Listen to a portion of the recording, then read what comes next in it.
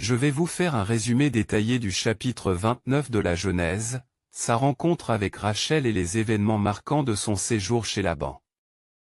Après avoir quitté son foyer sous la recommandation de son père Isaac et sous la menace de son frère Ésaü, Jacob se dirige vers l'Orient, vers la terre de son oncle Laban, en Mésopotamie. Il s'agit d'un long voyage, empreint de solitude et d'espérance. Jacob marche sous la protection divine, lui qui avait vu en songe l'échelle reliant la terre au ciel et reçu la promesse de Dieu. Arrivé près de la ville de Charan, il découvre un puits où reposent plusieurs troupeaux de brebis. Ce puits est recouvert d'une grande pierre que les bergers déplacent ensemble pour abreuver leurs troupeaux. Curieux, Jacob s'approche et engage la conversation avec les bergers. Il leur demande s'ils connaissent Laban, fils de Nachor, et ils lui répondent que oui, qu'il est bien vivant et en bonne santé. À ce moment précis, Rachel, la fille de Laban, s'approche avec les brebis de son père. En la voyant, Jacob est saisi d'émotion. Il s'avance, roule lui-même la pierre du puits et abreuve les brebis de Laban. Dans un geste de joie et de reconnaissance, il embrasse Rachel et éclate en sanglots. L'émotion le submerge, lui qui est parti seul, sans richesse, fuyant la colère de son frère, et qui trouve enfin un lien avec sa famille. Rachel, touchée par cet accueil, court annoncer la nouvelle à son père Laban. Celui-ci, en apprenant que Jacob est le fils de sa sœur Rebecca, se précipite à sa rencontre. Il l'accueille chaleureusement et l'invite chez lui. Jacob demeure un mois auprès de lui, travaillant à ses côtés. Laban, voyant son efficacité et sa force de travail, lui propose un salaire. Jacob, amoureux de Rachel, propose un marché, il servira Laban pendant 7 ans en échange de la main de sa fille Rachel. Laban accepte.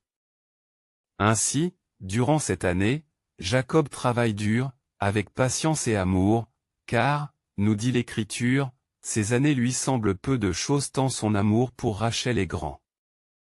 Le temps écoulé, Jacob réclame son épouse. Laban organise alors un grand festin pour célébrer les noces. Mais au matin, Jacob découvre avec stupeur qu'on lui a donné Léa, la sœur aînée de Rachel. Trompé, il se plaint à Laban, qui lui répond qu'il est de coutume dans leur pays de marier d'abord l'aînée avant la cadette. Cependant, Laban lui propose un nouvel accord, s'il termine la semaine de noces avec Léa, il pourra également épouser Rachel, à condition de travailler cette année supplémentaire. Par amour pour Rachel, Jacob accepte ce marché. Après la semaine de noces avec Léa, il épouse Rachel et commence une nouvelle période de service chez Laban. L'histoire prend alors une tournure plus complexe. Jacob aime Rachel plus que Léa, mais Dieu, voyant la souffrance de Léa, rend son sein fécond tandis que Rachel demeure stérile. Léa donne naissance à 4 fils, Ruben, Siméon, Lévi et Juda. Chaque nom qu'elle choisit exprime ses émotions et ses espoirs. Ruben signifie « Voici un fils », car elle espère que Jacob l'aimera désormais. Siméon signifie « Dieu a entendu », car elle se sait délaissée. Lévi signifie « attaché », dans l'espoir que son mari s'attachera à elle, et Juda signifie « louange », car elle reconnaît la bonté de Dieu. Ainsi s'achève ce chapitre, marqué par l'amour, la ruse, la patience et l'intervention divine dans la destinée de Jacob. À travers ces événements, nous voyons que Dieu accomplit son dessein malgré les intrigues humaines. Jacob, qui avait lui-même trompé son père pour obtenir la bénédiction, se retrouve trompé à son tour, mais il demeure fidèle dans l'épreuve.